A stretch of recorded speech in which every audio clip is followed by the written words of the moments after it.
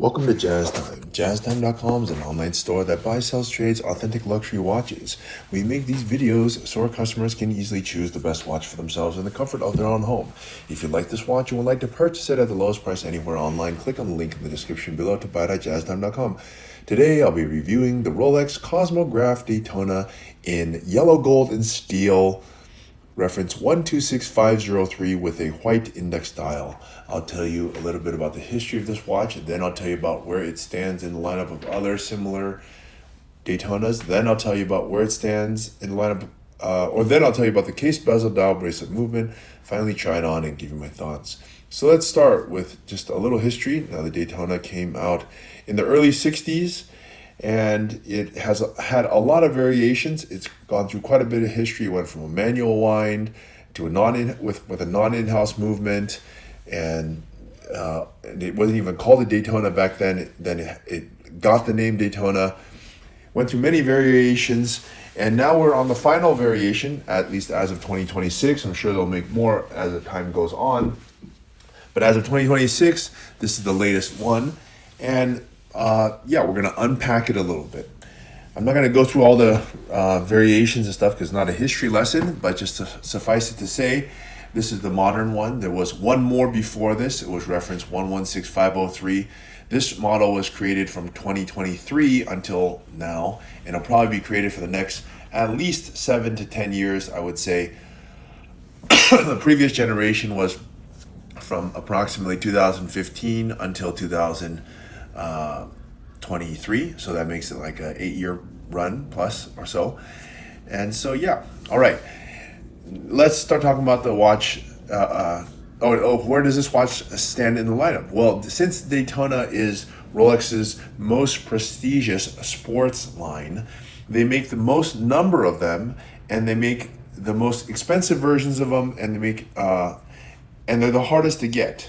All right, so with that said, where does this one stand? Well, this one sort of, I would actually say that's at the lower end of the Daytona spectrum. Or maybe lower end's not the right word, but the entry level. Why do I say that? Well, because two-tone Daytonas are a little bit easier to get than other ones. Actually, they're a lot easier to get, and they're also priced lower. It's priced in the mid-20s. On the secondary market, it's also around the same price. So it's not that expensive, at least in terms of like where you compare it to retail price. It's cheaper than the stainless steel, at least on the secondary market. Come to think of it, it's actually the cheapest Daytona you can get. It's cheaper than the all gold ones for obvious reasons, because it's not all gold. And it's actually cheaper than the steel ones, which you might think otherwise, but actually gold, a two-tone with gold in it is actually cheaper than the all steel. And that's because the steels are a little bit more limited and they're a bit more durable and people like them. All right, so with that said, let's start talking about the watch. Oh yeah, they make this in 3 different colors. They make it golden, or they call it champagne or yellow, the white that you see here, or they make it in black. And so that's how they make it. All right, let's start talking about the watch, starting with the case. Now, I'm going to sort of compare and contrast with the previous generation a bit, so that way I have more to talk about. This generation, the case is a little bit thinner. When I mean case thinner, I mean the lugs are a little bit thinner than the previous generation, not by much. Actually, I couldn't even tell when I put them, looked at them, unless I put them side by side. I think it's like a hair, maybe even less than a millimeter thinner. So that's just a little bit thinner. The lugs are a little bit more tapered than previous. And now when you look at the height is not very thick. It's around 12 millimeters thick. It's a nice thickness. You don't really need it thinner than this. Too thin ends up looking like a pancake. Too thick ends up looking like a hockey puck. So you don't want either. And the Daytona managed to strike the perfect balance. I would say that they have the best balance of any watch out there, or any chronograph out there. That's saying a lot, but that is Rolex, so it's no surprise. All right, that's the case. It's all made out of stainless steel, okay? And it has very smooth lines, unlike some other sports collections such as Submariner, which have very blocky lines. This has a very smooth line, and that's because it's part of the racing theme. Daytona has a racing theme to it. which would make sense why they have a sloping or flowing curved lines on their case. All right, and then you have the pushers, which are actually in gold to match the bezel, which is the next thing to talk about. Now, when you choose a precious metal watch, if it's on a bracelet, it's always on a gold bezel. The only time that changes is if the bracelet is on a rubber strap, then the bezel can also be on a ceramic bezel. And there's a few exceptions to that, but that's generally how it goes. The exceptions are platinum and also the Le Mans. Okay, but yeah, the gold bezel is very nice. It has these black markers on here. It's called a tachymeter. It's used to calculate speed of a moving vehicle passing a 1 kilometer mark, which I don't know how you would know that it's 1 kilometer, but I think this basically tachymeter has no use, but it does look cool. But what does have use is this chronograph. You can actually calculate elapsed time, which has nothing to do with a bezel, which brings me to my next topic, which is this dial. The dial here, they call it bright white. I'm not sure what the difference between bright white and dark white is. I think that's just a marketing thing, but either way, it's white. What are some benefits of wearing white? Well, it goes with everything. And what can I say about the dial? Well, the dial is actually a little bit different than the previous generation, and I'll tell you why. The previous generation of 116503 had very thick hour markers and short. These ones are long and skinny, very vintage looking and very streamlined looking, as well as the subdials, which are skinnier.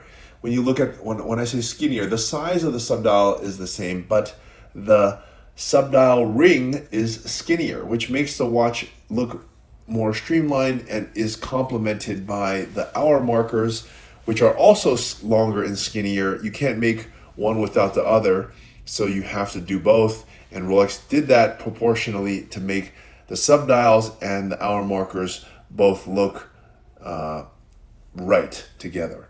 All right, and so you have the hour counter on the left, 12-hour counter, and then the right side is the 30-minute counter. It needs to go around twice in order for the hour to move over one full tick. And you have the running seconds at the bottom, and of course you have the words Rolex and some other stuff, and the crown. Okay, and this also is luminescent at night because of the excellent luminescence that it comes with. So there you have it. All right, that's the dial. They also make it in black or champagne or called the golden. Sure. All right. Now let's move on to the bracelet. The bracelet here is actually going to be the only bracelet that you can choose on a two-tone. It's a two-tone, meaning gold and steel. I like that they used gold on the inside as opposed to the outside because it keeps this watch looking very durable and being durable but at the same time having the nobility and luxuriousness of gold. So it kind of kills two birds with one stone. Honestly, I don't know why this watch doesn't sell way above list, because it is a very good looking watch. But that's a good thing, because then many people could buy it. All right, and so the buckle has a comfort extension, which allows you to change the bracelet around 5 millimeters, which is a good thing, because sometimes your hand gets hot, cold, whatever it is. All right, so that's a good thing. All right, and what else I can say is, well, they only have this in Oyster Bracelet. If you want it with a rubber strap, you got to get it with a different bezel, and if they don't make it Jubilee, so that's it, Oyster, which I think is pretty cool. I hope they keep the Daytona in Oyster. It's a very sporty watch, and therefore should have a very sporty bracelet, and this is one of them. The bracelet is actually a safety comfort extension. It has a safety clasp. That means that it takes 2 points in order to open this clasp, which just keeps it much more secure. Let's look at the movement here. The movement is updated from the previous generation. Oh, by the way, the bracelet's not changed from the previous generation. The caliber is a 4131. It's changed from the previous 4130, I want to say it was. What is the difference? Well, I think it has a longer power reserve of 72 hours now. And the old movement had a different finish.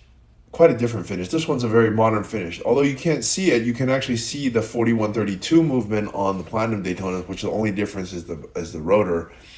This one you can't see it, but the point is that still that the finishing is a little bit different, looks a little bit more modern. Gone is the old school Coteau de Genève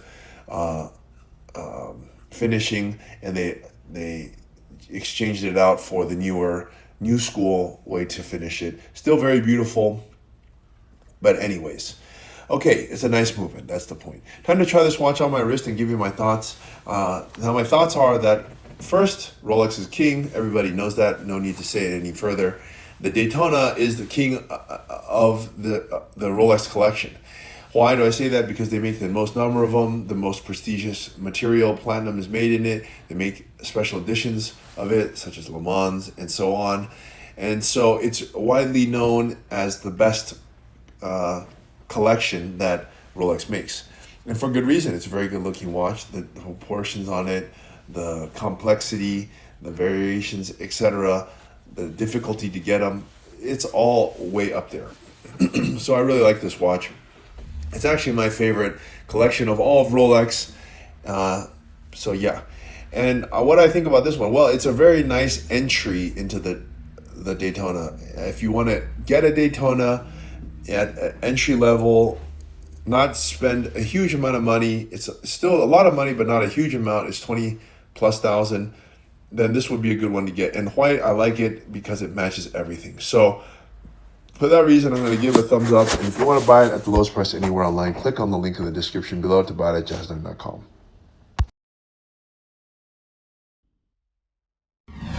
If you want to find out more about the watch you just saw in the video, you can just click below on Show More to see the full description. Then you can check the link next to Model as seen in video, click on it, and you will get to the proper page where you can see all the details. If you're watching on a mobile phone, you have to click on the arrow down on the right hand side below the video to see the full description. If you like this video, please give us a thumbs up.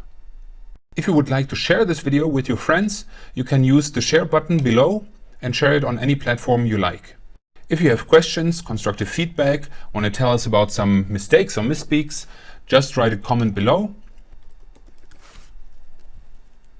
If you want to see more videos like this, you should subscribe to our channel and visit our channel page where you can find all the videos. And if you're interested in a specific watch brand, you can check out our playlists. If you want to check the price for a watch or want to buy one, remember at jazztime.com you always get a steep discount, so you should check the prices with us. If you want to know the price for a specific watch, just go to Google, type in JazzTime, plus the brand, model, and the details you're interested in, and Google will find the right page for you. Thank you for watching.